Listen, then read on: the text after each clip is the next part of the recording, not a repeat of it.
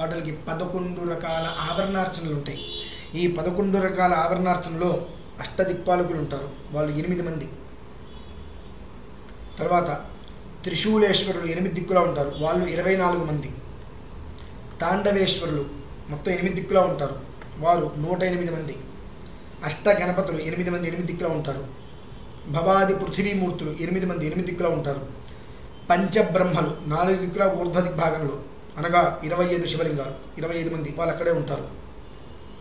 తర్వాత ఏకాదశ రుద్రులు, భవులు ఉద్భవుడు వాళ్ళ పేర్లు ఉంటాయి. ఏకాదశ రుద్రులు అక్కడే ఉంటారు, 11 మంది వారు.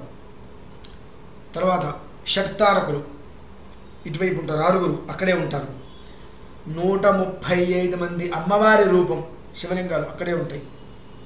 దక్షిణామూర్తి రూపం అక్కడే ఉంటుంది, ఏకలింగం. 25 శివలింగాలు ఈశ్వరుడు, పంచవింశతిలింగాత్మక మహాలింగ పరశివ స్వరూపం అయినటువంటి ఈశ్వరుడు కూడా ఇక్కడ స్థాపించి ఉంటుంది. అలానే అంతశ్చందికేశ్వరుడు, బహిశ్చందికేశ్వరుడు, వృషభధ్వజుడు, యమచిత్రగుప్తుడు వీరు కూడా ఉంటారు.